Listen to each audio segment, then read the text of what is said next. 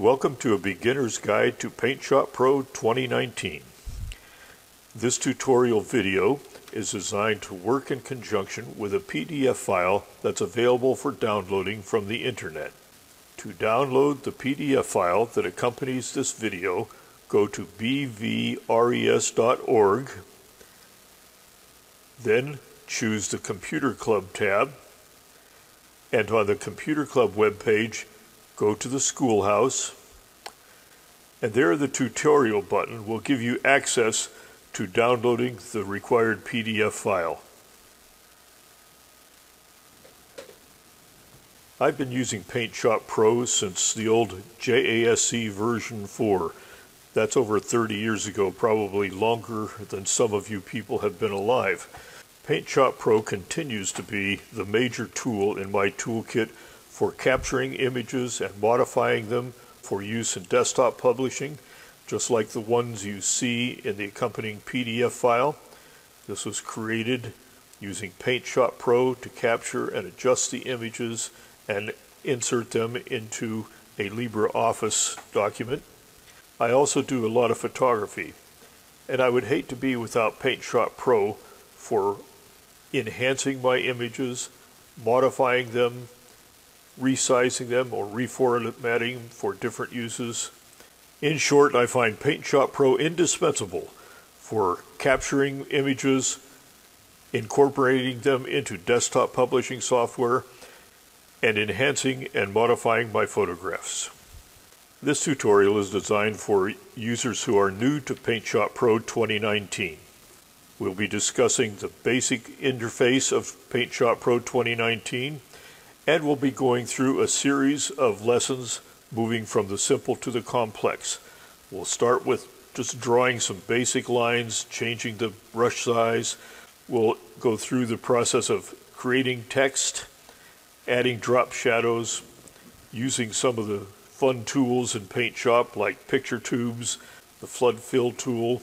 Then we'll get into enhancing photographs.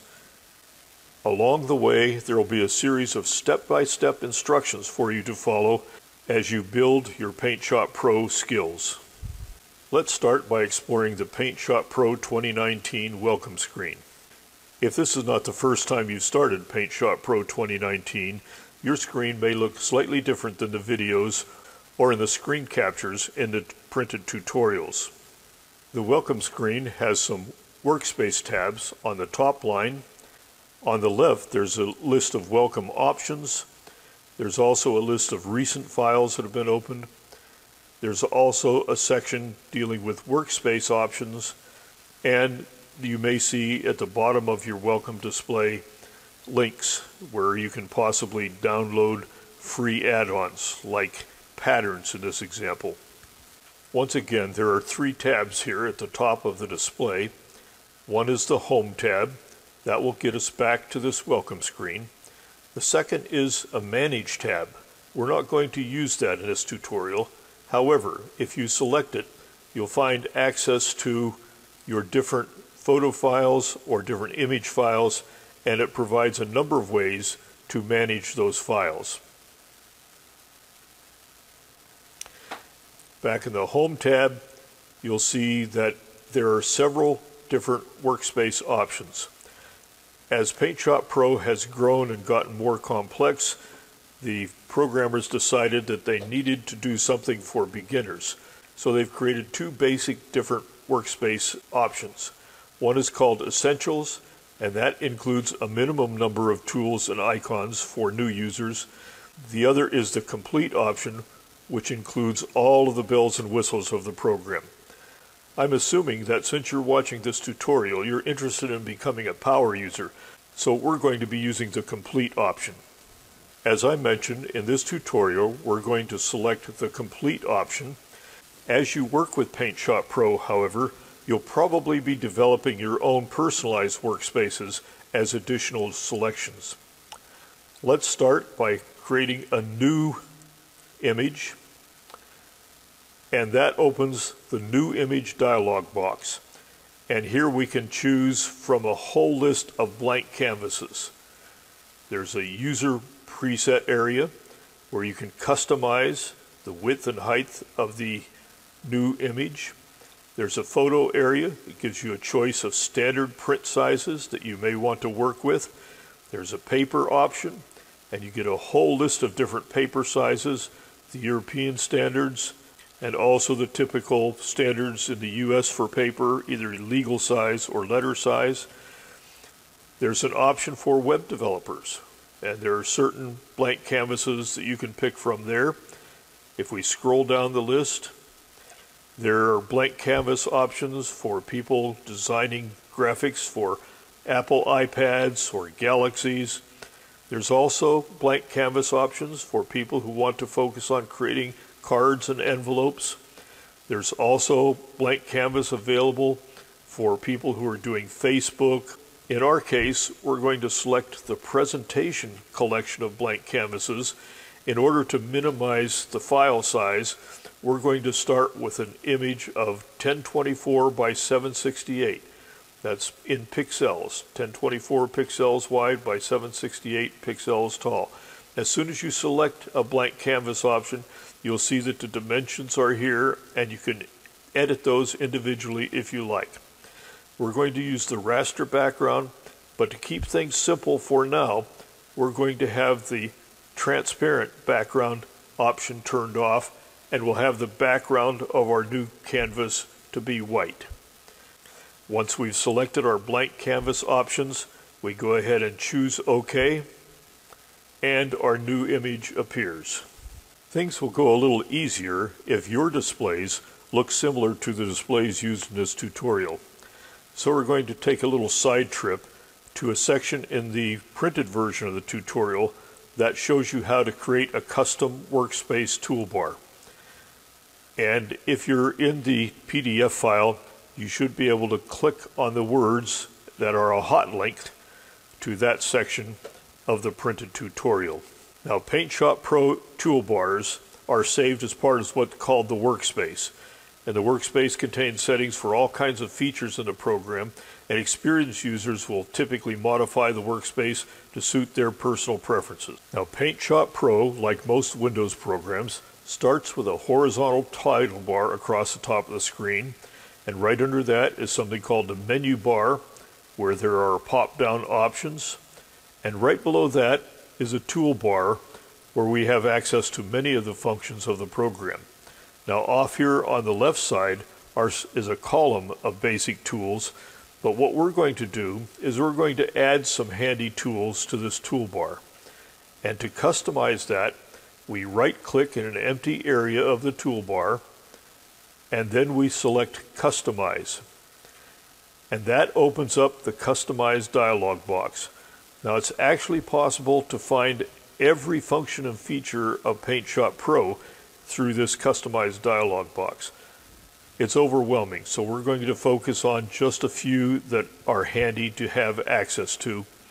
We're going to start by selecting the Image category, and in the Image category, we're going to choose the Add Borders tool, and we're going to left-click on that and then drag that tool up into the toolbar and drop it. And while we're at it, we'll go down here a little bit, and we're going to add the Picture Frame Image tool right next to our Borders tool. And we're going to continue this process until we've added all the tools that are in the standard set of tools used in the tutorial. When you follow the printed version of this tutorial, you will have added the Add Borders tool, the Picture Frame tool, the Smart Photo Fix tool, Drop Shadow, Horizontal Center, Select None, and Merge All. You'll add all those tools to the toolbar, and then your toolbar will look like the toolbar used in the videos. Now, you saw earlier where we changed the workspace color, and we're going to do that now so that that will be added to the new workspace we're developing. So I will select View, Workspace Color, Light Gray. To save this new workspace, we'll go to File, slide down to Workspace, go over to Save, and in the Save Workspace dialog box, there's an option that says Include Open Images. For our tutorial workspace, we're not going to include open images. It turns out that you can have a whole list of different workspaces that you customize. You may want to have one workspace for enhancing photographs and a different workspace if you're creating signs or posters.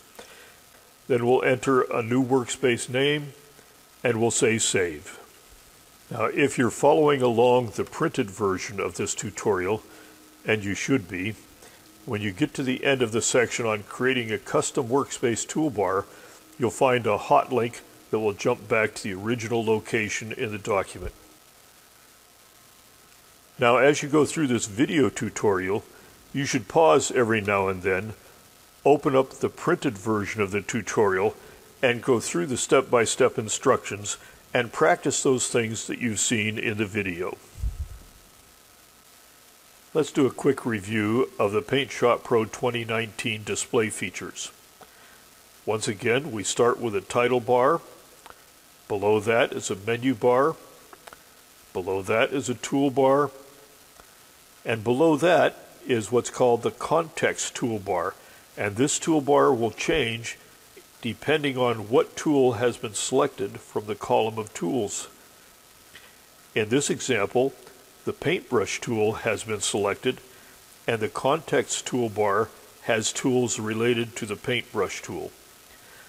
Down in the bottom left part of the screen, there's information about what tool is currently selected, and in the lower right part of the screen, there's information about the current image that's open. We're going to draw a few lines using the basic Paintbrush tool, and we're going to select that from the column of tools. By the way, I need to make sure that the vocabulary I'm using is clear. In the context of this tutorial, when I say select, it means to position the mouse pointer over an object and click the left mouse button once. That's how we select things. Notice that many of the tools here have a little down pointing arrow on the right side. If I select that down pointing arrow on a tool, it will pop out different options within that tool. I'm going to select the Paintbrush tool, and then in order to draw with the paintbrush, I'll use the mouse pointer to position it where I want to start drawing. I'll click with the left mouse button, hold the left mouse button down, and move the mouse. So click and drag, click and drag. If I want to change the size of the paintbrush tool, I can go to the context menu, I can find the size option, and I can select the little up pointing arrow. Each time I do, it'll increase the size. And now when I click and draw, click and drag, I'll get a different size paintbrush. There's also this arrow to the right of the size tool. If I select that and hold it down, I can drag the mouse across all of these different standard size paintbrushes. If I choose one like 447, let's see what happens. Whoops, that's a huge paintbrush. This is a good time to review the Undo tool. On the toolbar, you'll find the Undo tool, and when you select that, it will get rid of the last step. Let's make that brush be a little smaller. Click and drag. Click and drag. Click without dragging. You notice that this particular brush does not have hard edges. The Undo tool has multiple layers of undo. I can undo the last step, undo the step before that, undo once more, undo again. And when I undo things, I have the redo tool option. If I used undo once too often, I can redo. And there are multiple levels of redo as well as multiple levels of undo. When I hover on that undo tool, notice the tooltip that comes up. It says Control Z. Notice that? Control Z is an option. So if I hold the Control key down and press the letter Z, it's the same as going to the toolbar and selecting Undo. I want to resize this brush again, and you've seen how we can do it with a context toolbar. I'm going to show you a trick that some of your best friends won't tell you. Watch this. When the paintbrush tool is selected, if I hold the Alt key down and use the left mouse button and drag the mouse, I can drag the paintbrush larger and smaller. So I can draw, hold the Alt key down, left click and drag the mouse, make a new mouse size, Alt key down, drag the new mouse size, so that if I want a quick change of the brush size, I can use the Alt drag trick. Next, let's talk about the brush color. Over on the right side of the display, you'll find the Materials selector area, and here there are two boxes. If you hover there, you'll see this box is Foreground and Stroke Properties. You hover on this one, it says Background and Fill Properties. This is the color that will be used by the paintbrush when we click and drag. There are several ways to select colors in this area. Right now, the HSL map option is selected. We could use swatches, and we could pick a color from the swatches option, or there's a slider option. Let's stick with the HSL, hover to see what that is, HSL map option, and let's pick a new color, and let's go over and drag a few lines with that color. In this area, if we want a slightly darker version of that, it's easy to change it. If we want a slightly lighter version, easy to change it. If I want to change the color completely, there's this little bar across here. It looks like a rainbow.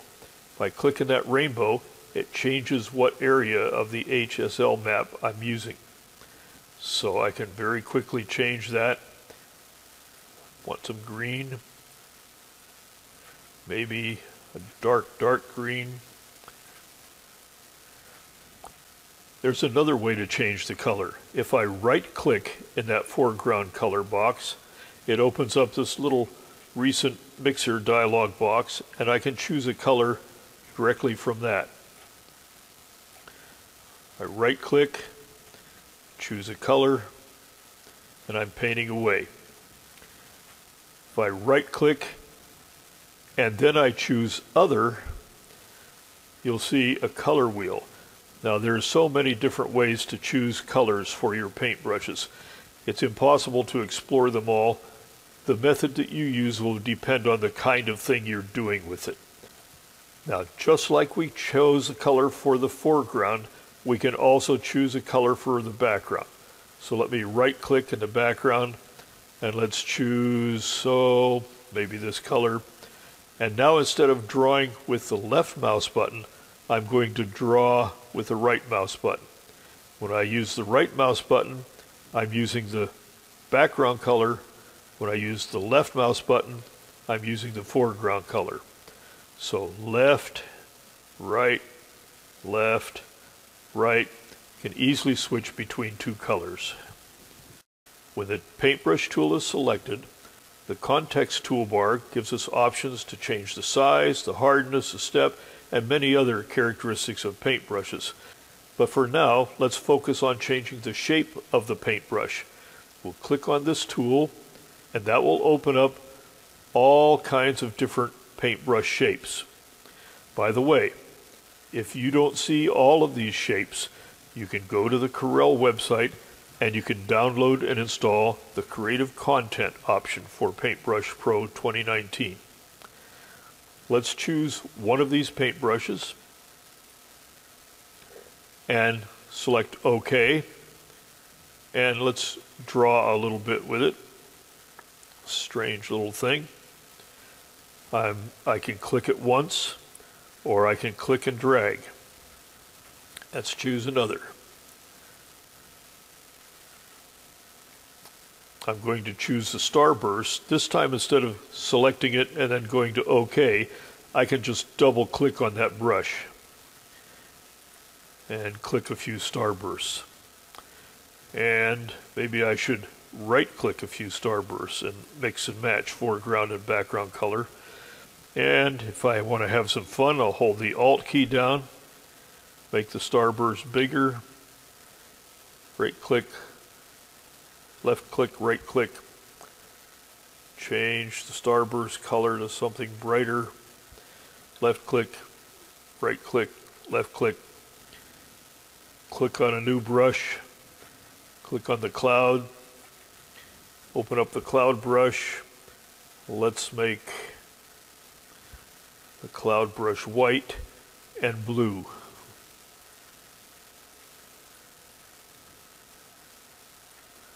That's not very obvious. Let's make it a little bigger. Let's make a right cloud, and then a left cloud, and a right cloud. It's getting kind of messy. This whole thing's getting messy. I'm going to show you a trick to clear off the image and start fresh. And the trick is to use Control A. Hold the Control key down, press the letter A. That selects everything. And then I'm going to hit the Delete key. Watch what happens. It deleted, but everything became blue. Why is that? It's because when you hit Delete, the selection takes on the background color. Do the black and white thing, hit Delete again. This time it took on the background of white. When you do the Control A Delete thing, it will actually select everything in the image, and when you press Delete, it replaces it. However, it leaves the entire image selected, and that may affect how some of the tools work. So what we want to do is we want to use the Select None tool so that nothing is selected, and now we're starting with a fresh slate. We could have deleted this image and gone back and created a new image, but for fooling around and practicing with the brushes, it's easier to do Control A Delete.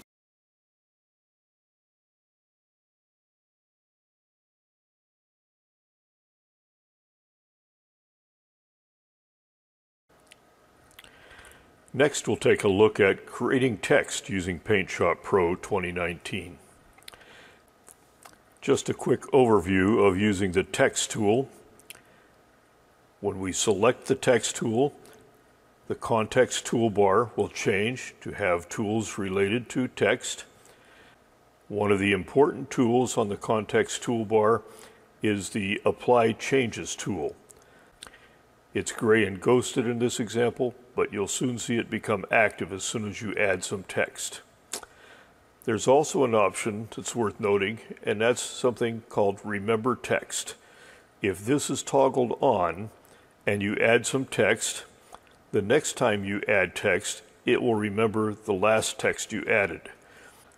I've opened up a new image in PaintShop Pro 2019, and if I pay attention to the lower right corner, you can see information about the image. This image has a resolution of 1024 by 768. When I select the text tool, the context toolbar changes to tools related to text. You can change the font or select the font. You can select the size. You can change the font style, bold or not bold. These styles are toggles. Bold on, click again or select again, bold off, bold on. There are alignment options. You can align left, you can align center. Once I've selected options from the text formatting context toolbar, I'll select a point to enter my text, and then I will type some text. As long as the text cursor is flashing, you can edit this text. I'll use the left cursor control arrow keys to move the cursor to the beginning and edit the text a little bit. When I'm happy with the text and I want to place it actually, I select the Apply Changes tool. And that applies the text, and it also selects the text as an object, and the selected object has these grab points at the midpoints and at the corners. I can use those grab points by clicking and dragging to actually change the size of the text object.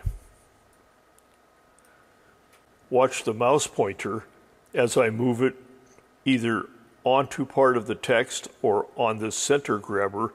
It becomes a four-way arrow, and I can use that to select and drag the text to a new location.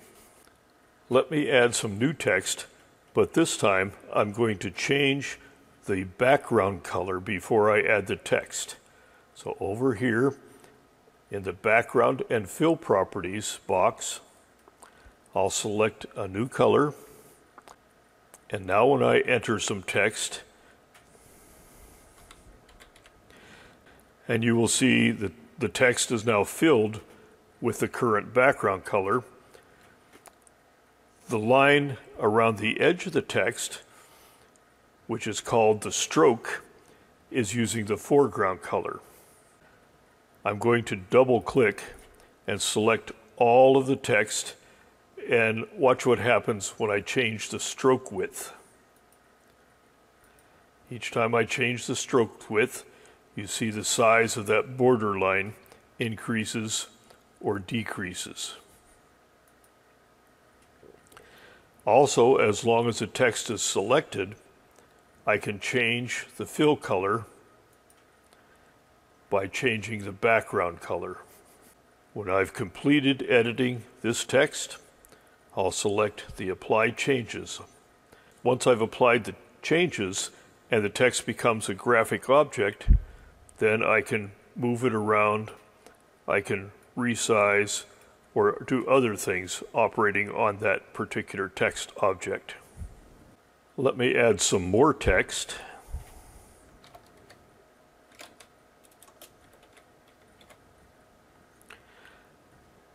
And once again, as long as the text cursor is here, I can edit that text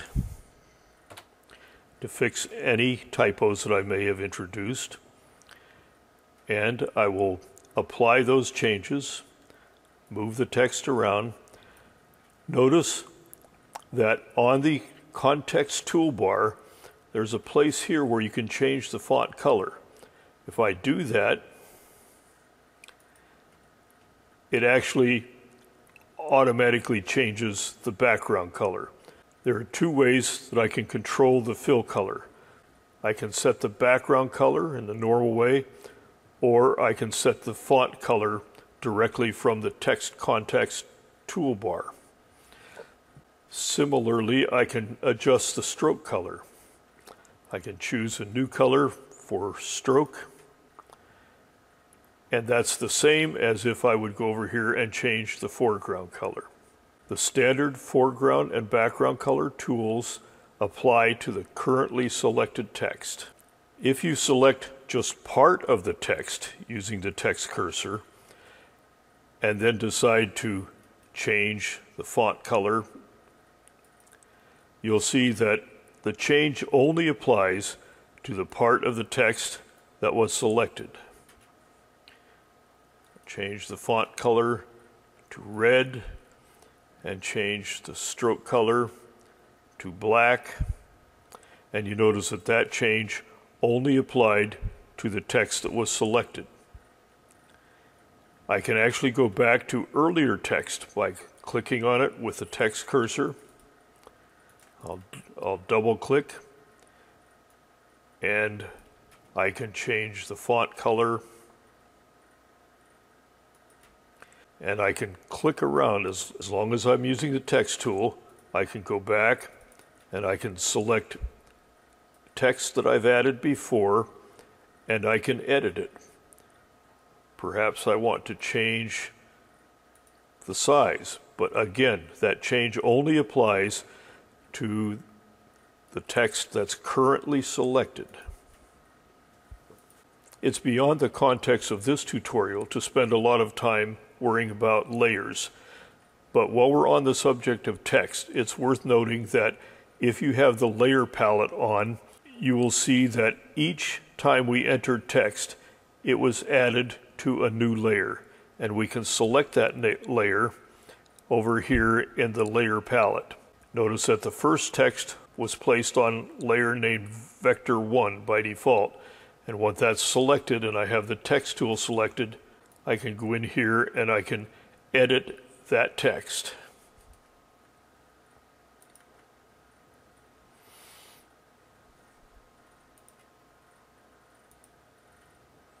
If I select the Vector 2 layer, that opens that graphic object. The Vector 3 layer, similarly, or the background layer. I'm going to go ahead and throw away this practice image. No, I don't want to save the changes. I'm going to create a new image, 1024 by 768. With a new image in place, I'm going to create some text.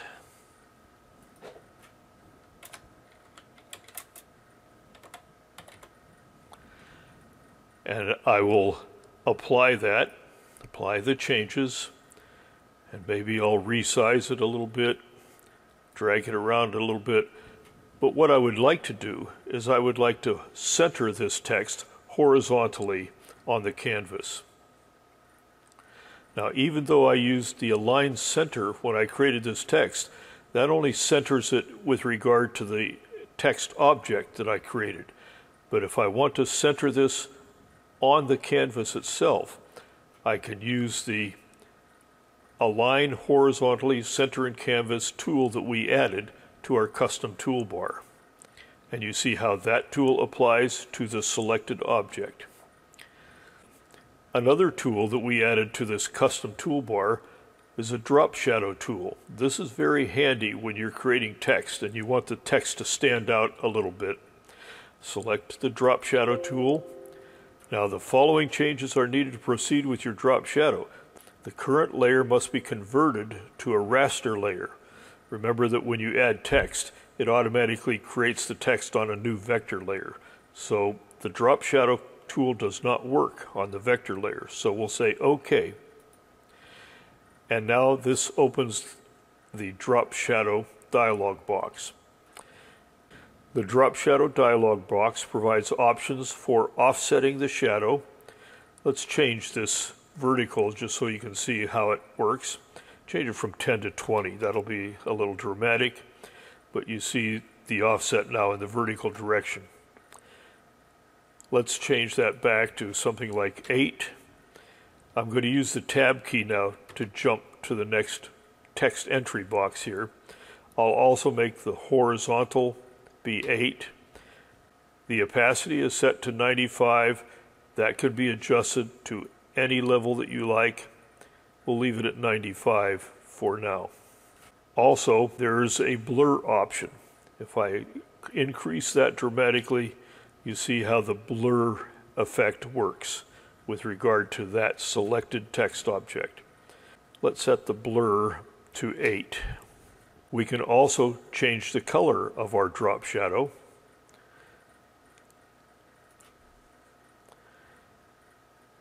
For now, I think I'll leave it at black. And when I'm all done with this, I'll say OK. So the drop shadow tool is very handy to make text jump out of the page a little bit. It's also handy if you're placing text on an image. For example, if I want to add text to an image like this, I can do so.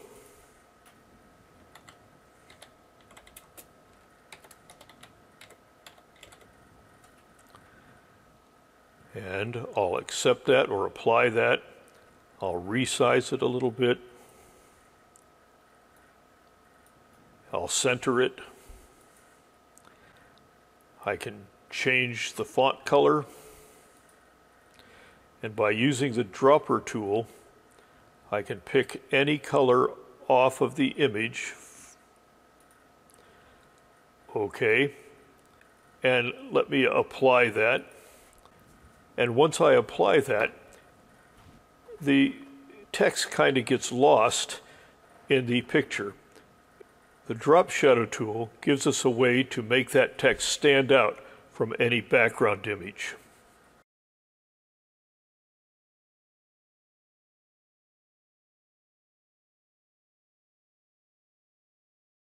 Now we're going to have some fun with something called the picture tube. Hopefully when you installed PaintShop Pro 2019, you downloaded and installed the Corel Creative Content extensions. If not, you're not going to find the same collection of picture tubes on your screen that you'll see here in this tutorial. I've gone ahead and created a new blank canvas. I'll select the picture tube tool, and that opens up the picture tool context toolbar, and there I can select the picture tube that I would like from the collection. I'll start with a 3D gold tool. Each time I click the left mouse button, it'll add another picture tube to the design.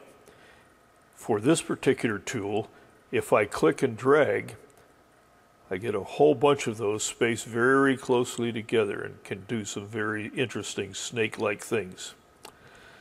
However, with some of the other picture tubes, for example, bath time, each time I click, it gives me another image from the collection that lives in that particular picture tool. And it just cycles through those in a random fashion. There are more tools to choose from. Let's do a couple of bugs. Let's do a couple of butterflies. It turns out that for any particular picture tube collection, we can go in here and we can change the scale of that picture tube. Make the butterflies be smaller, so I can mix and match large butterflies, small butterflies, and bigger butterflies.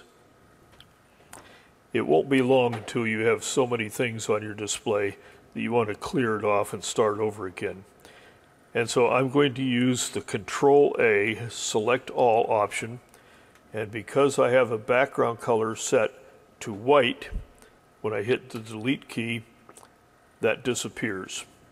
And now I'm going to select none and play around just a little bit more with picture tubes.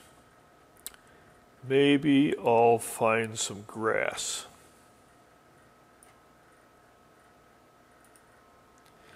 And I'll put a little grass here at the bottom of this display. And what else can I find here? Would be nice to put a tree or two. Are there trees?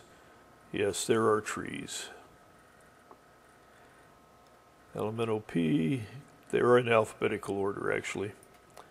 So here are trees. So I'm going to plant, ooh, that's a big tree. Let me make a tree that's not quite that big. So I can actually change the scale by typing in a new scale in the scale box and make some trees back here. Actually, I didn't want this one here. Let me do Control-Z. Remember Control-Z, the quick undo trick? I should have started with small trees in the background, and then I should have added larger trees in the foreground and the largest trees covering everything up. The problem with picture tubes, especially if you have the creative content options and you have all of these picture tubes to play with, this can be addictive. You can get in here and experiment to your heart's content.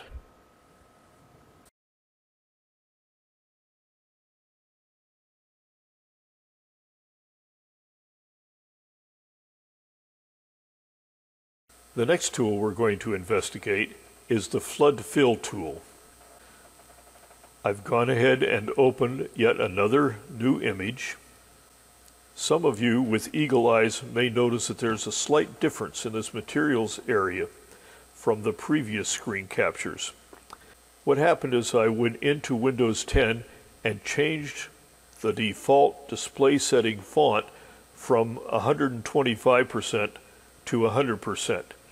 The result of changing that display font in Windows 10 changed how things are displayed in the tool palette area over here.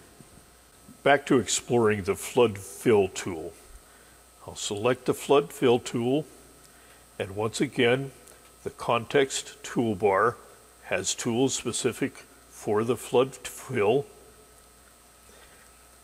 If I left click, notice that it fills the space with the foreground color. Let me undo that with Control Z. Let me change the foreground color to blue. And now when I left click, it fills with the blue foreground color. If I right click, since the background color is set to white, when I right click, it fills with the current background color. Now, one thing we have not explored so far, options other than solid colors for foreground and background. If I look close at the foreground selection area, there's a little arrow, and that opens up a gradient option and a pattern option. If I select the gradient option and then click in that foreground color, you see the materials properties is now using gradients instead of color. This materials properties dialog box has color, gradients, patterns, and also texture options. Let's look at gradients for a minute. There's a whole list of preset gradient fills available. You can also choose, let's choose one of them. You can also choose the gradient fills to be either linear, rectangular, sunburst, or radial. Let's go for a sunburst fill. And notice this little crosshairs in a spot. We can actually adjust the location of the sunburst and the spot. And you can do those adjustments either by dragging with the mouse or by entering values in the little text box. There's also an option that says invert, and notice the colors in this case is going from blue to tan. If I invert it, it just flips it around to the opposite. Let's say OK, and let's fill with that foreground color. And you see how that works. Creates a gradient shading across there. One of the tools that's available here is a tolerance tool. It doesn't make any difference if I'm filling a solid color. Suppose that I go back to this image where I created these silly trees, and I use this gradient fill in the foreground and left click in an empty space. What actually happens with the Flood Fill tool is the system evaluates the color of the pixel that I selected, and it changes it to the new color, the new gradient color, and it actually makes a little circle around there, searching and searching and searching within a certain tolerance range. If I increase that tolerance dramatically and I select one of these white areas, what happens? It fills there. Similarly, it's filling this in. If I had zero tolerance, this will be a little hard to see maybe. Let me zoom in. Zero tolerance, and I select there. You see what's happening is that there's something here that wasn't exactly the same shade white as the one I clicked on, and so it did not fill that. Same thing will happen here. It leaves some things out. Let's undo those last two, and let's change the tolerance to something like 30, and you see it fills in those little extra spaces that it missed earlier.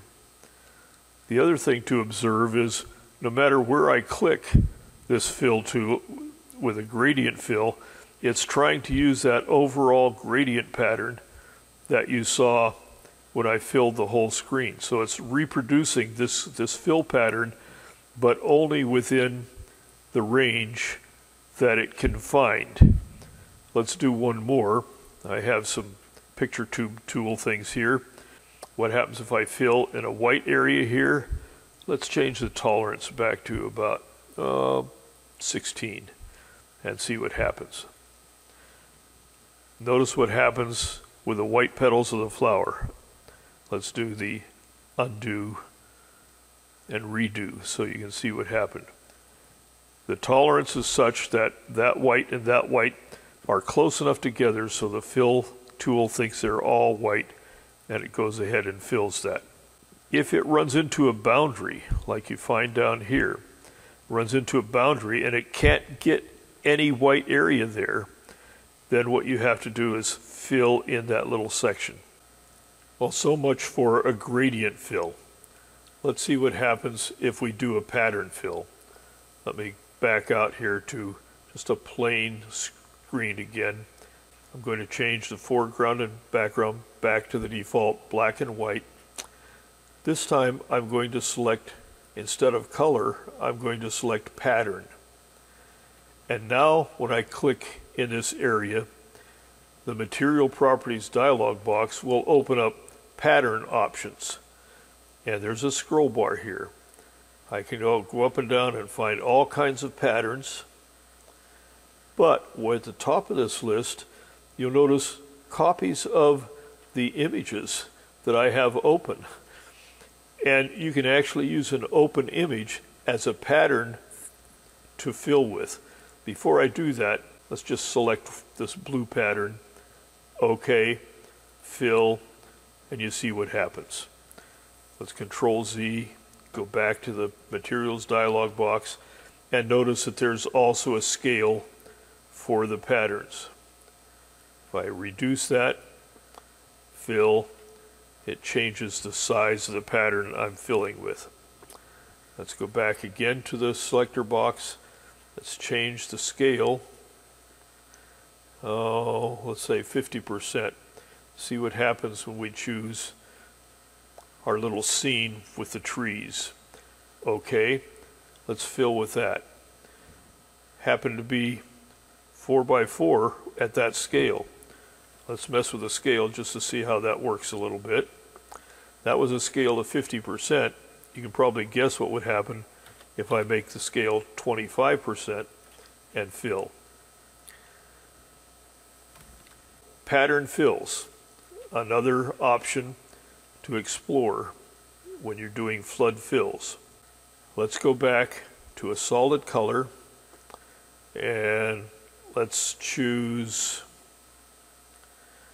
some color swatch here. Let's choose a light blue. Oh, let's make it maybe a kind of a medium blue. What I'm going to do this time is I'm going to add a texture. So let's choose a color and then let's add a texture.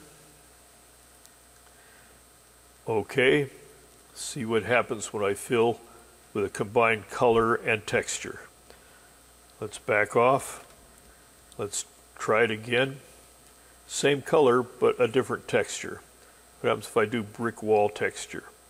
And what happens if I change the scale to 155? So there I get a blue color with a texture on top of it. So you have a lot of options when you combine material properties, whether it's color, gradient, patterns, textures. There are a lot of options here when you combine those things and use the flood fill.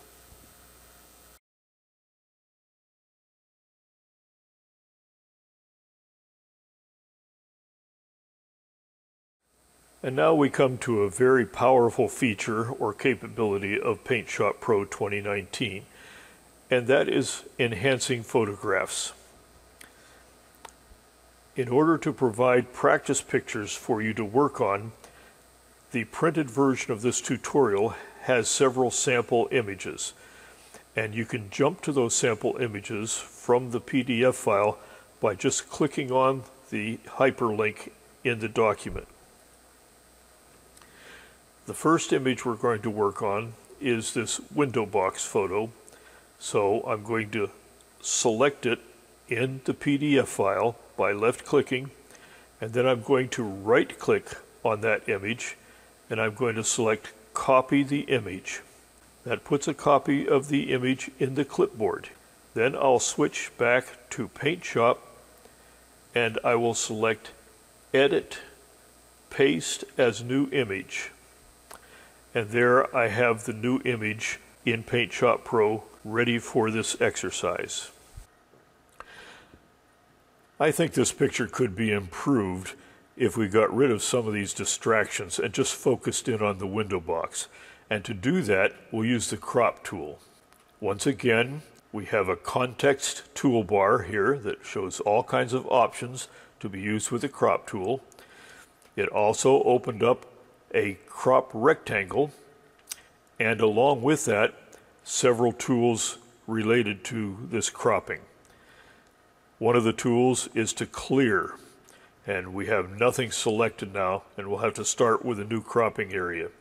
To create a cropping area, we use the mouse pointer to click and hold. Click in the upper left area that we want to crop, hold, and then drag and release. And this becomes our new crop area. As soon as the crop area is in place, you notice we have grab points. And we can select those and drag the points around to fine-tune the area we want to actually crop. We also have this little toolbar along here with several options. If we're satisfied with this cropping area and we want to modify the existing image, we'll select Apply. This tool says Crop as New Image. If we want to preserve this original image but still have an area cropped out of it, we can select this Crop as New Image option. More about that in a minute. We have the Clear option, and this will eliminate any existing cropping area and allow you to start over. There are a number of composition styles that are used by artists and photographers, and we have those styles available here. More about those in a little bit. We can also rotate the crop rectangle, and we have several other options for cropping.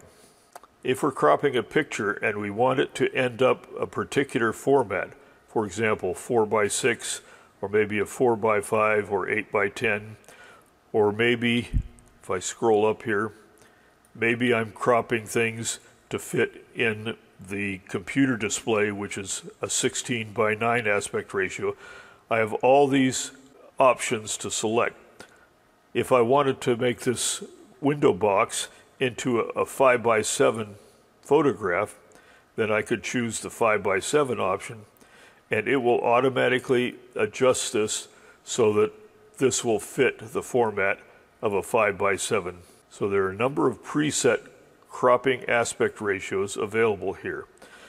Let me clear that off and go back to the freeform option and create my cropping area again. Okay, once I've fine-tuned my cropping area, I'm going to crop. I can either apply it if I want to change this image. If I want to preserve this image, I'll select Crop as New Image. And you saw that flashing there. Now if I look at the tabs, you'll see that I'm still working, or I'm working again on the original image, but there's a new image that's been added, and that's my brand new image. So you can see the cropping tool offers a number of different options to improve your photographs. Well, I was walking around one autumn afternoon, snapping pictures here and there, and this is one of the pictures I took. Needs a lot of work, I would say. If you look closely, you'll probably find yourself sort of leaning over a little bit. The horizon in this picture seems to be tilted, but we have a way to fix that. So I'm going to go here to the Straighten tool, and the Straighten tool puts a line on the screen, and I can move that around but more importantly, I can adjust the angle of that line. This works really well if you have a picture with the seashore and the horizon is very obvious. If you have a seashore horizon that's not on the level, use this straighten tool to fix it. Watch what happens here when I apply that tool. Okay, here's the before, here's the after. So the straighten tool allows me to make sure that my horizon is not running downhill. This picture gives us the opportunity to explore some of those other options in the cropping tool. So let me select the crop tool. Remember the artist styles we can apply. Right now we have the rule of thirds. If I change that to the golden spiral, you see I can adjust this picture so that the center of interest is at that point where the golden spiral ends. And so people looking at this, they'll see their eye following around and ending up where we want them to look. Let's make that a new image here. And here you see a possibly improved version of that photograph. Let's go back to the original. Let's look at another one of the composition aids. Let's look at the golden ratio. And we'll move this cropping area around and put the horizon line on one of those golden ratio horizontal lines. We can move the side in. We like to have some things frame your pictures. So by adjusting the width of this cropping area, I can have that pole be a right side frame, and I can have this light post be a left side frame. And then by adjusting this so that I have the golden ratio horizontal line pretty much on the horizon, it may be a better picture. Let's save that one and we can compare. So now we set that aside, and we had the other one set aside, and we're back to the original. Some people might say, well, maybe the horizon should be here and you have more of the street leading people into this picture. Some people might say this would be better if I had a 16:9 aspect ratio so that it would fit my computer display. By the way, I use this trick quite a bit when I'm creating images for my screensaver. My computer display is 1920 by 1080 with a 16:9 aspect ratio. When I select the 16:9 aspect ratio, I'm not stuck with that crop box, but here's what I want to do. I want to preserve that ratio, but I want to change the cropping area. The trick to preserve this while changing the cropping area is to hold the Shift key down while you're dragging one of the corner boxes. Now, no matter what I do with the mouse, I can make it bigger or smaller, but I can't change the aspect ratio. Now I can drag that around once again. Try to adjust this so that I have the picture framed by those poles. Let's make it a little more exaggerated. And let me crop that one as a new image. And I'll clear the cropping area. Here's the original picture that we started this exercise with. And you probably know that if you're following along with the PDF printed version, that you can copy that image from the PDF document and move it into PaintShop Pro so you can do your own version of this exercise. In any case, this is where we started, and we used the straighten tool to level out the horizon, and then we created several different new images from this original. Here's one where we have the golden spiral. You have to see if you agree with artists who like to have the viewer led into the picture until they get to the point of interest. Here was another one. Just zoom on that, where we put the horizon at one of these golden rectangle lines, and then we did one that's a 16:9 aspect ratio. So we start with an ordinary photograph, and with a little bit of work, we can change the photograph for the better.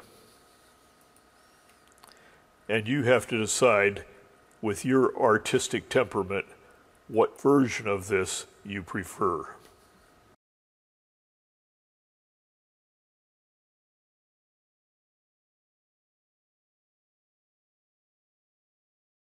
You may have some old faded photographs in your collection and you'd like to improve them. PaintShop Pro gives us a number of ways to enhance images like this. We can take an old faded photograph and with a little work we can make it new again, or almost new again. Once again, I've copied a practice image from the printed tutorial and pasted it into PaintShop Pro. The first thing I'm going to do to improve this is I think I'll do a little cropping.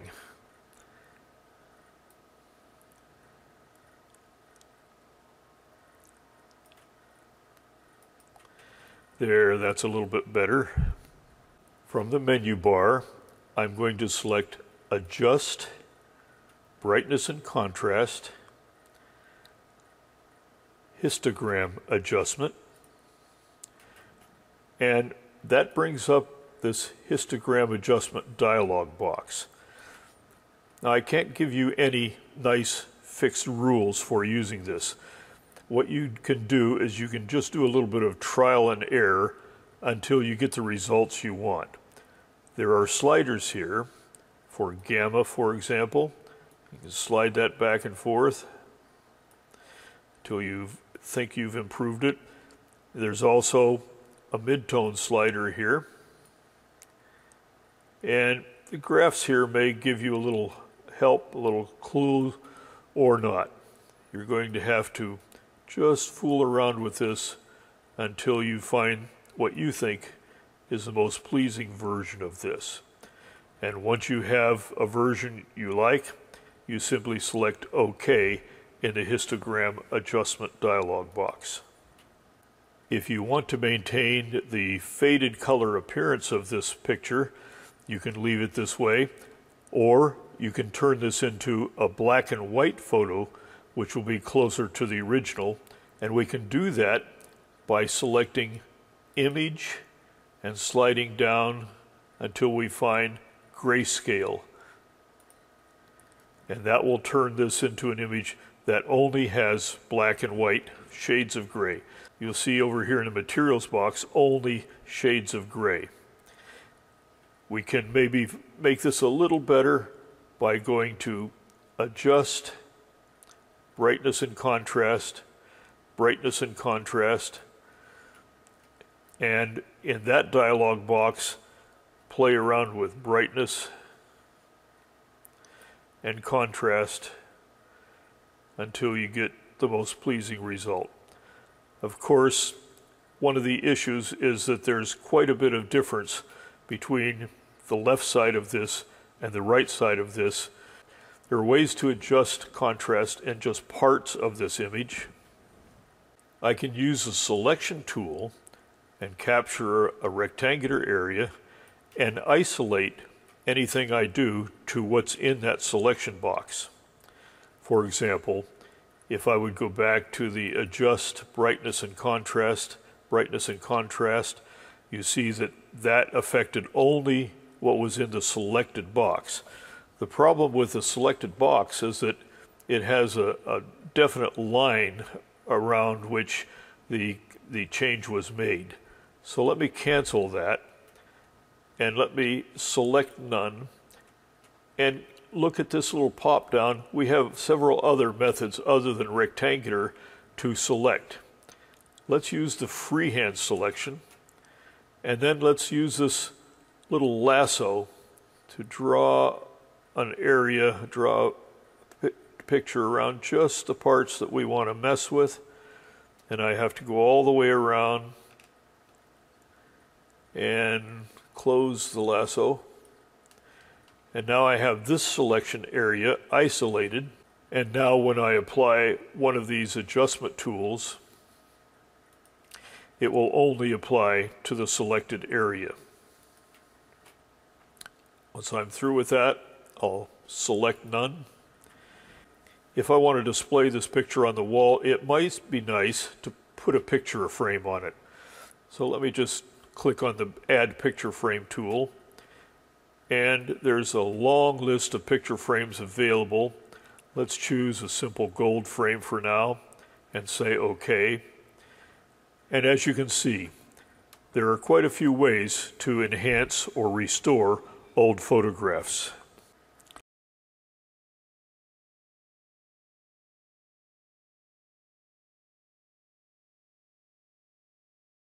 Next, we'll explore the Smart Photo Fix tool, and this is a quick way to improve some of your photographs. You can go from this ordinary fall scene to one that's much brighter and better looking. So once again, I've copied an image from the printed tutorial and pasted it into PaintShop Pro. And remember, when we created our custom toolbar, one of the tools we added was the Smart Photo Fix tool. I'm going to select that, and that divides the screen into a before and after section and gives you a number of tools to adjust. Once again, everybody has their own artist's opinion about things, so you can experiment with the different adjustments. For example, increase the shadows, decrease the shadows, make the highlights brighter or darker, and you can move this back and forth, overall brighter or darker.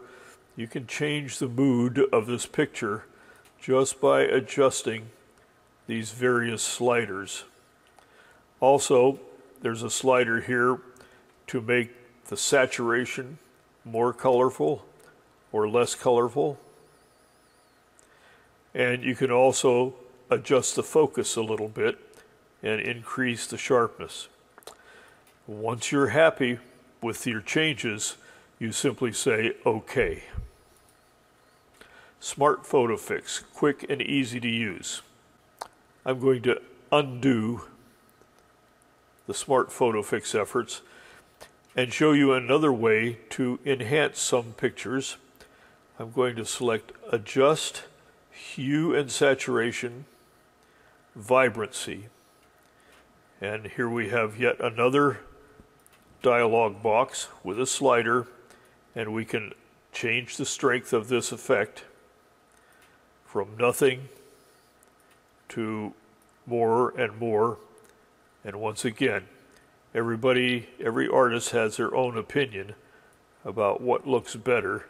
You will have to decide for your photos what you think looks better.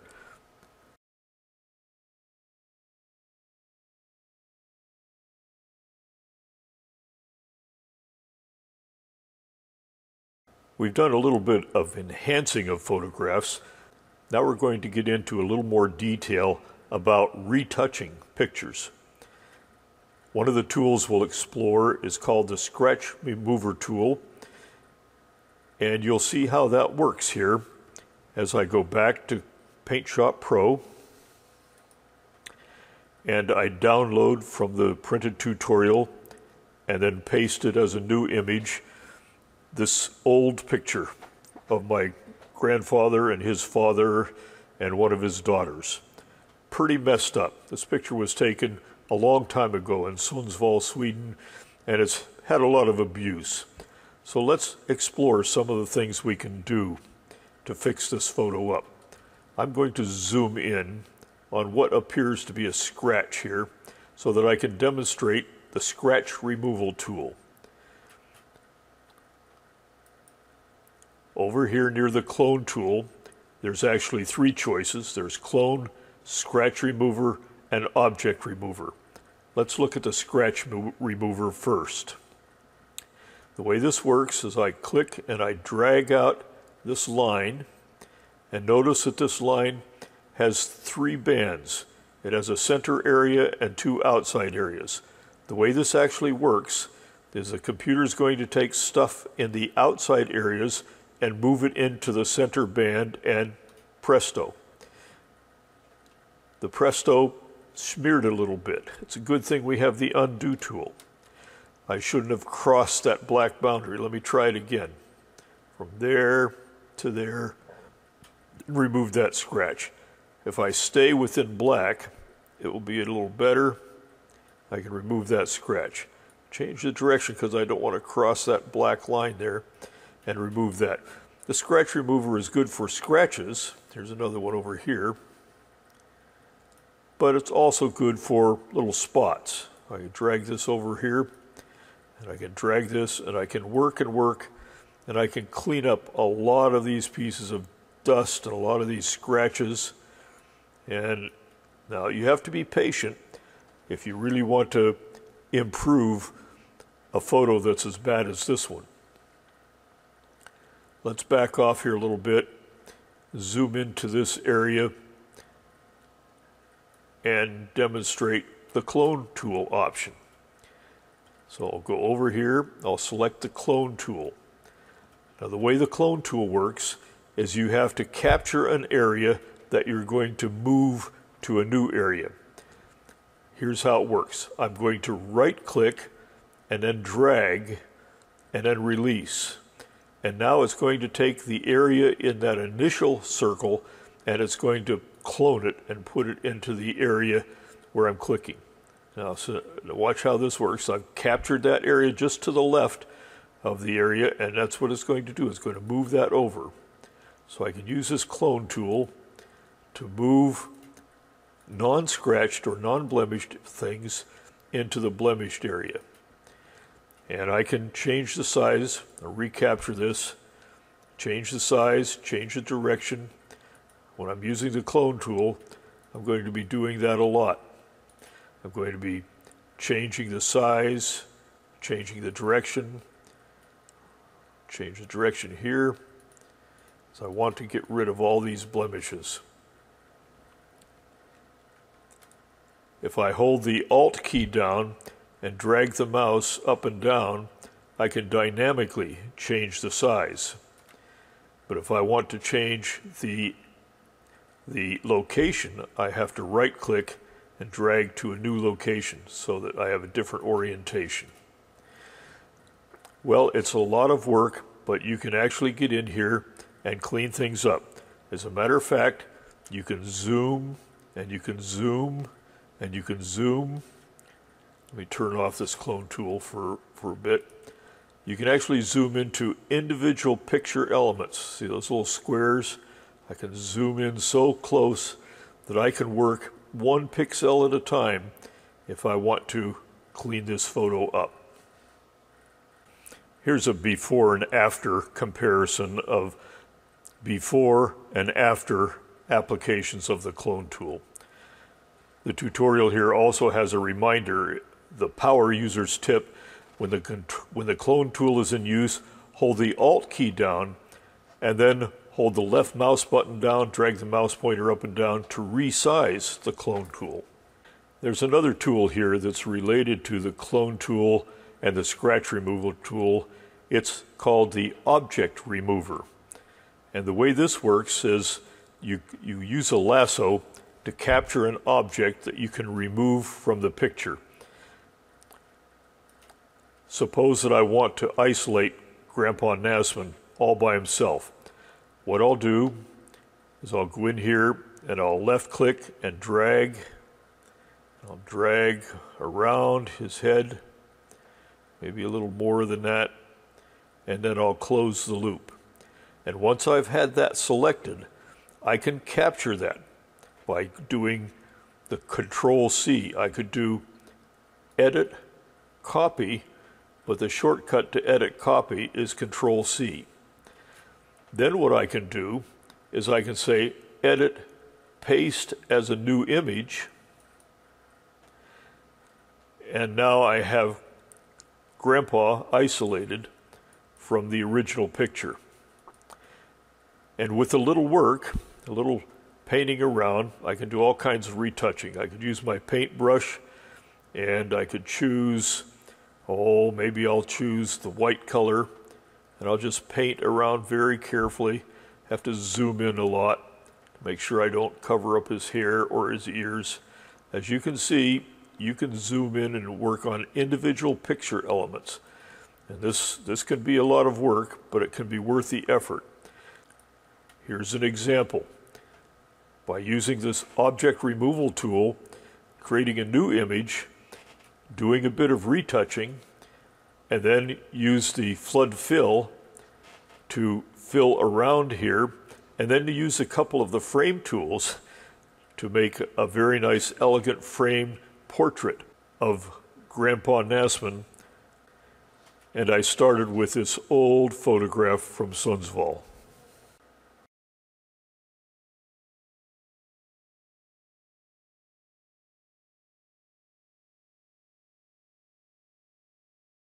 There are a number of different Paint Shop Pro window display options to use.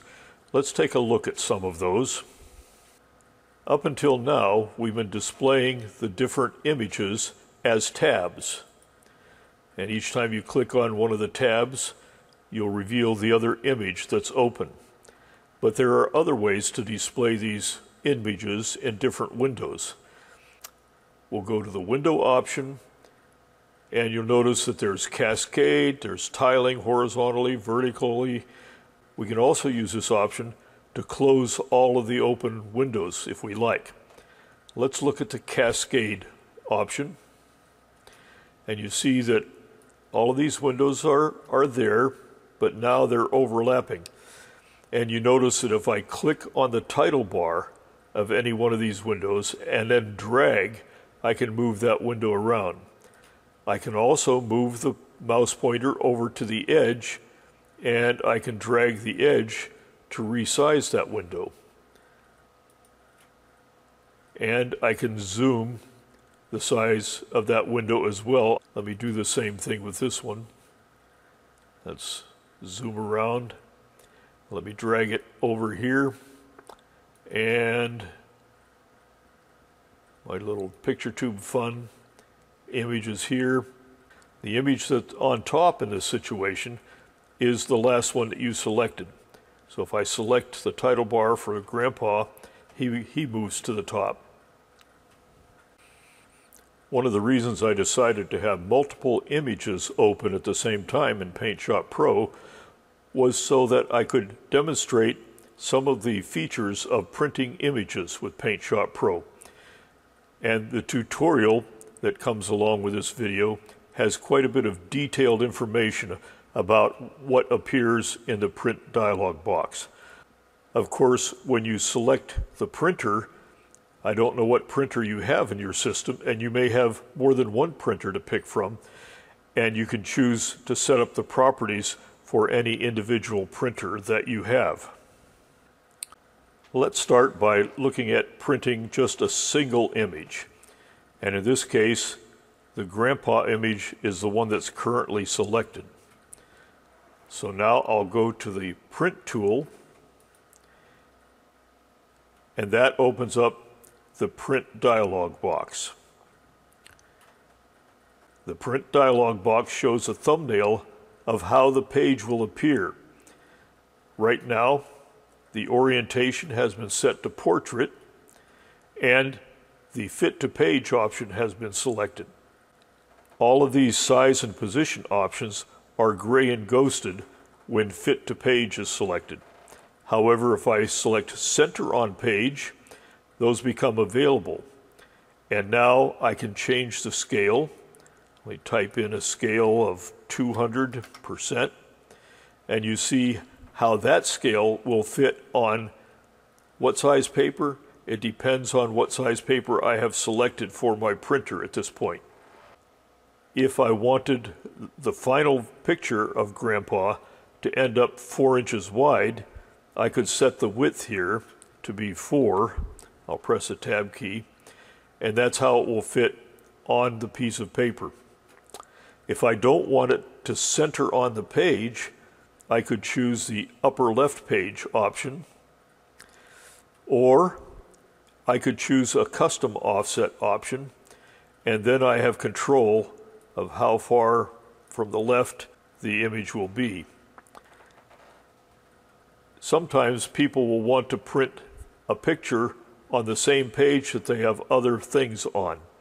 For example, if you were making a poster and you had a lot of text in the lower half of the page, you may adjust where the picture is on the page and run the page through the printer twice, once printing the text and the other printing the picture.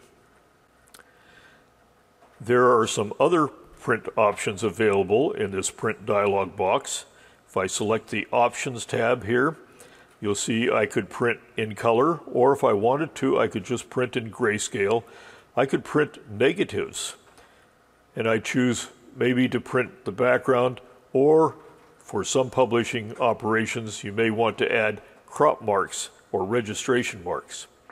Let's look at the template options, and let's select Print to Template. Let's go to the Select Template button here and see what templates are available.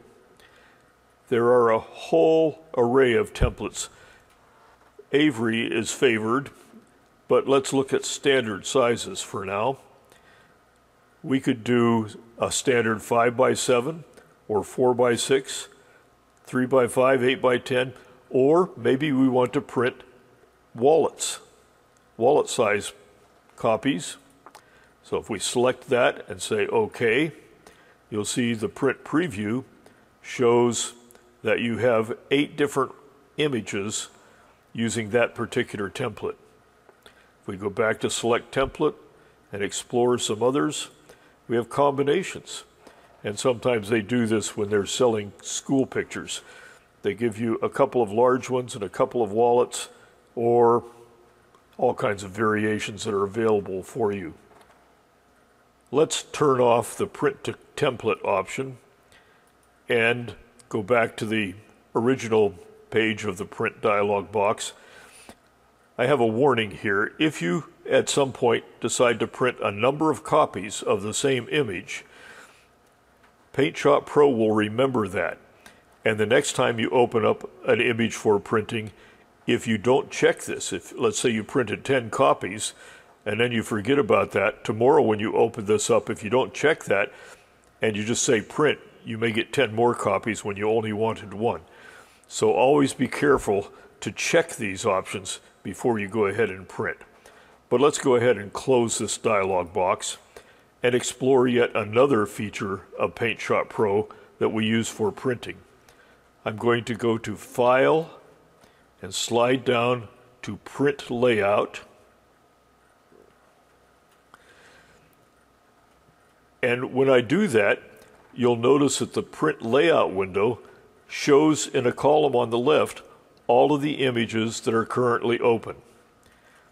Now, currently, my print layout has a grid turned on, and you can turn that grid on or off. There are other tools you'll see here, but let's start by dragging this fall scene over into the print layout. We get a little note here. It says, "This image will not fit the paper without scaling it. Do you wish to scale it?" I'm going to say yes, and it did the best it can. It fit the width as wide as it can into the layout. It's still wider than I want. So I have these little grabbers. I'm going to grab the corner grabber, and I'm going to resize that and move the image down there. Remember, this layout is representing the paper that I'm going to print on. Let me go ahead and drag the picture tubes image over here, and when it's selected, I can move the mouse cursor and see that 4-way arrow cursor. Now when I'm in there, I can click and drag that image around on the layout. Let me drag Grandpa over here. And let me make Grandpa be a little larger. Now what you can do when you're arranging this is you can put things overlapping each other. And the question is, who's on first? Well, who's on first is the last one you selected. Once you have an image in the layout, you'll see an additional collection of tools that can be used. Tools like auto arrange things, center the image. I'll let you explore those tools when you're doing your own layouts. The other option here is very similar to what we saw in the print dialog box, and that is an option to open templates, and that looks a lot like the template menu that we saw in the regular print dialog box. Let's cancel that for now. The point is that you can arrange any combination of images on a single print. And you can create this layout, and if you create a layout arrangement that you use frequently, you can actually save your layout for later use. Once you have your layout ready, you go ahead and say print.